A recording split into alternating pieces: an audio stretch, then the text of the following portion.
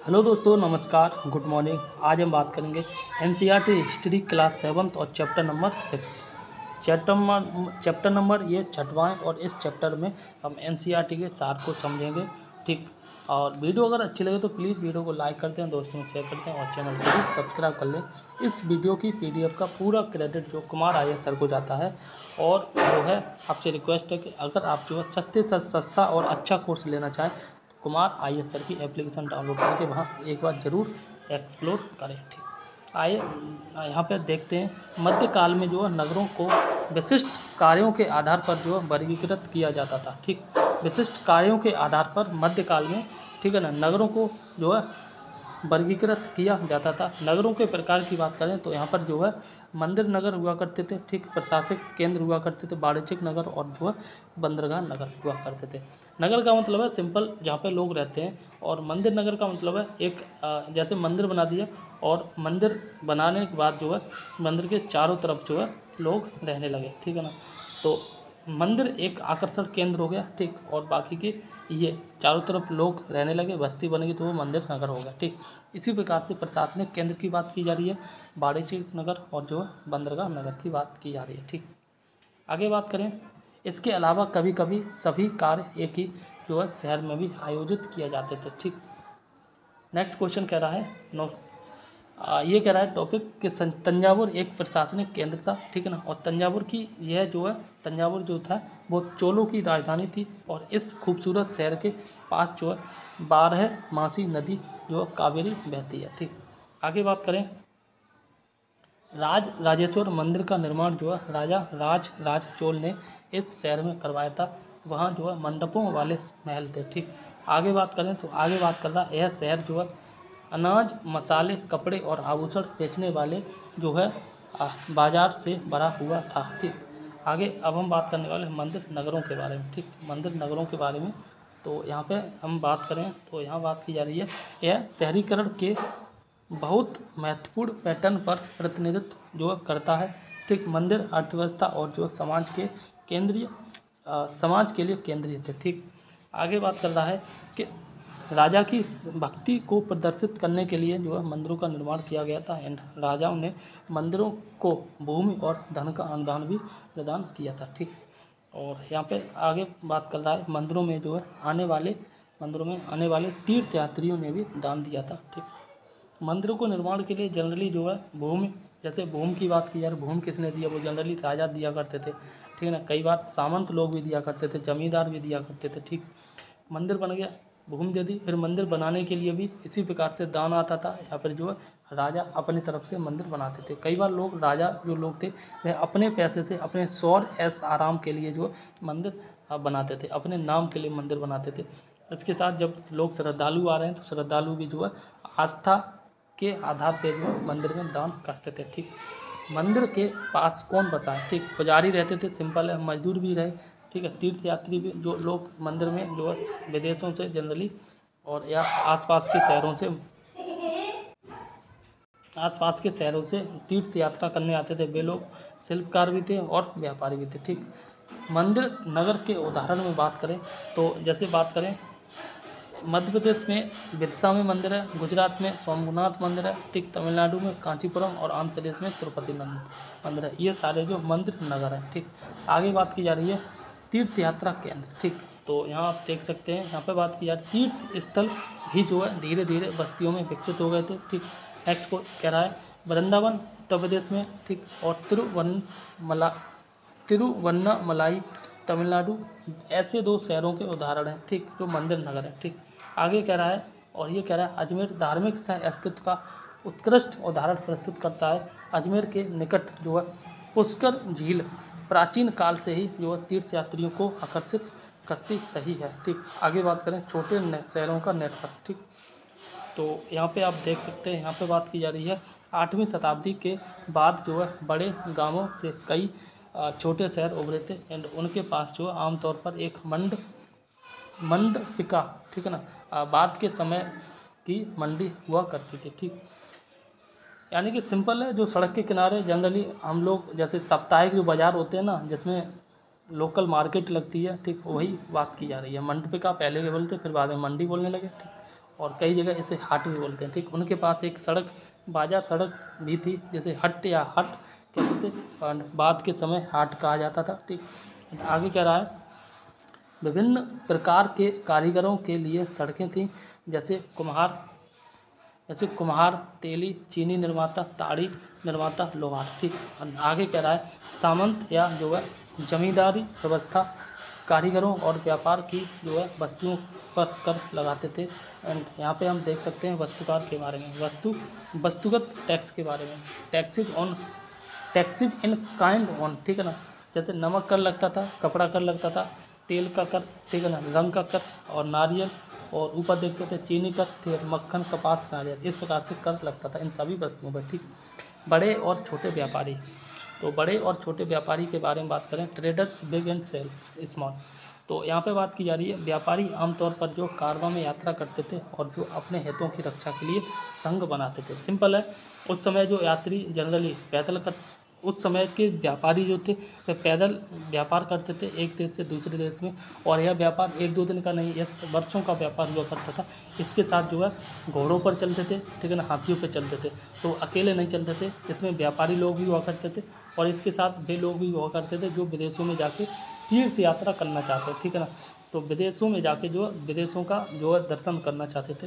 तो इस प्रकार से वह 40-50 लोग इकट्ठे चलते थे, 80-90 लोग इकट्ठे चलते थे, और जैसे जो है उस समय कारवां कहते थे। ठीक, इसमें कुछ व्यापारी हुआ करते थे, कुछ जो है व्यापारियों के अंगरक्षक हुआ करते थे, और कुछ जो है तीर्थ यात्री हुआ करते थे। ठीक, आगे बात की जा रही है, इसका रीज़न था कि रास्ते में कोई उस समय जो इनको लूट लिया जाता था चोरों के द्वारा, ठीक है ना, क्योंकि उस समय भी चोरी होती थी और आज में भी होती है, ठीक है ना, लूट लिया जाता था, तो लूट से बचने के लिए ये लोग समूह में चलते थे। जब ज़्यादा लोग होते थे तो इनके लूटपाट नहीं हुआ करती थी, जब अकेले चलते तो लूटपाट हो जाती। ठीक, आगे बात कर रहा है चेट्टियार और जो मारवाड़ी ओसवाल मुख्य व्यावसायिक जो है समूह बन गए थे। एंड आगे बात कर रहा है गुजराती व्यापारी, ठीक है, जिसमें हिंदू बनिया थे और मुस्लिम बोहरा थे। ठीक, लाल सागर, फारस की खाड़ी, पूर्वी अफ्रीका, दक्षिण पूर्व एशिया और जो है चीन के माध्यम से व्यापार करते थे। ठीक, एंड नेक्स्ट कह रहा है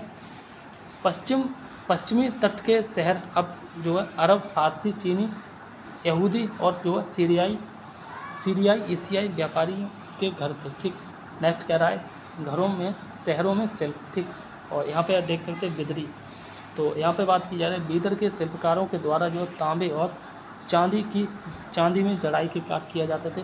पांचाल और विश्वकर्मा, ये भी लोग वही थे जो हस्तशिल्प के किया करते थे। ठीक, जैसे ये समुदाय सुनार हुआ करते, कांस्य कारीगर, लोहार, ठीक है, राजमिस्त्री और जो बड़े आदि मिलकर ये लोग विश्वकर्मा कहलाते। ठीक, नेक्स्ट कह रहा है उन्होंने जो है मंदिरों, महलों, बड़ी इमारतों, टैंकों और जलाशयों के निर्माण में महत्वपूर्ण भूमिका निभाई है। ठीक, जो आज की डेट में जो राजमिस्त्री वो होते हैं वही कपड़ा बनाने के कुछ पहलू, जैसे कपास की सफाई करना, कताई करना और जो रंगाई, विशिष्ट और जो है स्वतंत्र शिल्प आदि का काम करना। ठीक, अब हम हम्पी के बारे में बात करेंगे।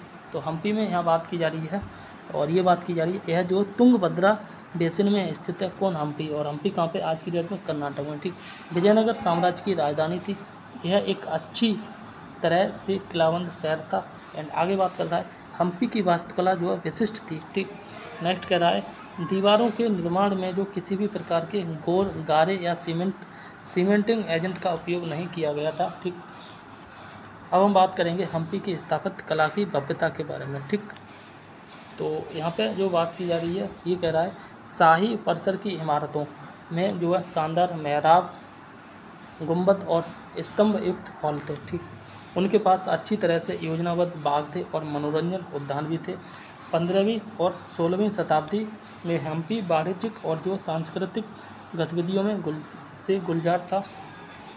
आगे बात करें तो आगे बात की जा रही है मुस्लिम व्यापारी। ठीक, कौन, मुस्लिम व्यापारी, जिसमें चेट्टी और जो यूरोपीय व्यापारियों के एजेंट जो है हम्पी के बाज़ारों में उमड़ पड़े थे। ठीक, मुस्लिम व्यापारी चेट्टी कहलाते। ठीक, अन्य जानकारी के बारे में बात करें तो यहाँ पे आप देख सकते हैं, यहाँ पे बात कर रहा है देवदासियाँ, यानी कि मंदिर में नाचने वाली जो महिलाएं थी उनको हम देवदासियाँ के नाम से जानते थे। ठीक, देवदासियाँ और विरूपाक्ष मंदिर के कई स्तंभों वाले जो हॉल में देवता, राज परिवार और जो जन समूह के समक्ष नृत्य की जो है प्रस्तुत करते थे। ठीक, आगे बात कर रहा है महानवमी, ठीक है ना, या महानवमी उत्सव, जिसे आज जो दक्षिण भारत में दक्षिण में नवरात्रि के नाम से जाना जाता है, हम्पी में मनाया जाने वाला सबसे महत्वपूर्ण त्यौहार था। ठीक, विजयनगर साम्राज्य को जो है 1565 ईस्वी में गोलकुंडा, बीजापुर, अहमदनगर, बरार और बीदर के शासकों ने जो पराजित किया था। आगे बात करें सूरत के बारे में, गुजरात। ठीक, तो यहाँ पे बात की जा रही है मुगलों के दौरान जो पश्चिमी व्यापार का केंद्र था कौन, सूरत, एंड ओरमुझ की खाड़ी के माध्यम से पश्चिम एशिया के साथ जो व्यापार का प्रवेश द्वार था। एंड आगे बात कर रहा है इसे मक्का का द्वार भी कहा जाता है। ठीक, नेक्स्ट क्या कह रहा है, देखो मक्का का द्वार भी कहा जाता है इसके, किसे, सूरत को। ठीक, रीजन का है इस प्रकार से, एक सेकंड में आपको बताता हूँ। इस प्रकार से ये इंडिया बनेगा और इस जगह जो गुजरात है यहीं सूरत पड़ता है, और इधर जो अरब देश है, और अरब देश में ही जो मक्का है। ठीक, तो सऊदी अरब में। ठीक, तो इस प्रकार से ही जब सऊदी अरब में मक्का में जाते तो इधर से ही लोग जाते थे, ठीक है ना, पानी के जहाज़ के द्वारा। तो इसलिए जो मक्का को गुजरात के सूरत को जो मक्का का द्वार कहते हैं। ठीक, आगे बात की जा रही है सभी जातियों और धर्मों के लोग जो है लोगों वाला महानगरीय शहर था कौन, सूरत। इसमें सभी जाति के लोग रहते और सभी जाति और सभी धर्म के लोग रहते थे। ठीक, आगे बात की जा रही है 17वीं शताब्दी में जो है पुर्तगाली, डच और अंग्रेज़ों की फैक्ट्रियां और जो गोदाम सूरत में थे। ठीक, अन्य जानकारी की बात करें तो अन्य जानकारी में यहाँ पे आप देख सकते हैं। तो यहाँ पे बात की जा रही है सूरत के वस्त्र अपने जो है सोने के फीतेदार किनारों के लिए प्रसिद्ध थे। सूरत में जो वस्त्र बनाए जाते थे उन वस्त्रों के फीते में, यानी कि किनारे पे जो फीते लगते वे सोने के हुआ करते थे। ठीक, वहीं आगे बात कर रहा है वहाँ शानदार इमारतें थी और जो है अनगिनत मनोरंजन पार्क भी थे। ठीक, इसी प्रकार से काठियावाड़ के सेठों और महाजनों के पास सूरत के विशाल बैंकिंग घर थे। आगे बात कर रहा है हुंडी एक नोट है जिसमें जो किसी व्यक्ति द्वारा जमा की गई राशि दर्ज की जाती है। आगे कह रहा है इसका दावा किसी अन्य स्थान पर रिकॉर्ड प्रस्तुत करके जो है किया जा सकता है। ठीक, हुंडी जस्ट एक चेक की तरह हुआ करता था। ठीक, आगे बात करें सूरत का पतन, तो यहाँ पे आप देख सकते हैं, यहाँ पे बात की जा रही 17वीं शताब्दी के अंत में जो है 17वीं शताब्दी के अंत में सूरत का पतन शुरू हो गया था। और क्यों हुआ था, और इस पतन का रीजन यहाँ बताया गया है। मुगल साम्राज्य के पतन के कारण जो बाजार और उत्पादकता का नुकसान हुआ। ठीक, मुगल साम्राज्य का पतन हुआ, इसके साथ साथ सूरत का व्यापार भी कमज़ोर पड़ गया, जिसके कारण सूरत का पतन होने लगा। आगे बात कर रहा है पुर्तगालियों द्वारा जो समुद्री मार्गों पर नियंत्रण हो गया। ठीक, पुर्तगालियों ने समुद्री मार्ग पर नियंत्रण कर लिया और इसके साथ जो है बात की जा रही बम्बई से प्रतिस्पर्धा हो गई।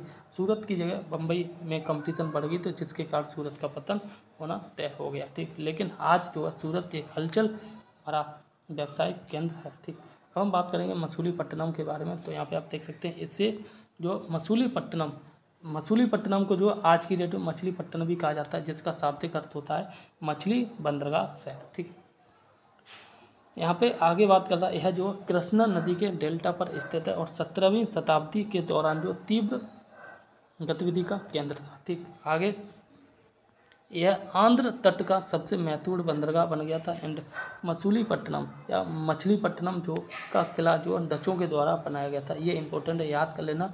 मछलीपट्टनम का किला जो डचों के द्वारा बनाया गया था। ठीक, अन्य जानकारी में देखें तो अन्य जानकारी यहाँ पे आप देख सकते हैं।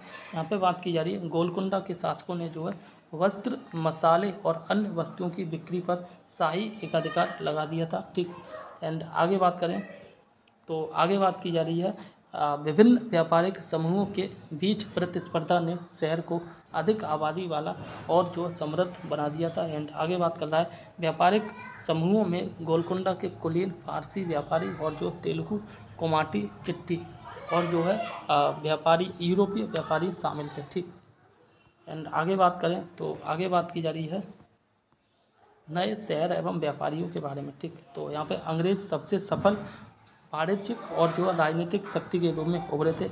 एंड भारतीय वस्त्र डिजाइन अधिकाधिक परिष्कृत होते गए। ठीक, एंड आगे बात करें तो आगे बात की जा रही है शिल्पकारों की स्वतंत्रता में कमी आई। ठीक, बुनकरों को अब जो अपना कपड़ा बेचने की आज़ादी नहीं थी। ठीक, अंत में बात करें तो 18वीं शताब्दी में बम्बई, कलकत्ता और मद्रास का उदय हो गया था। ठीक।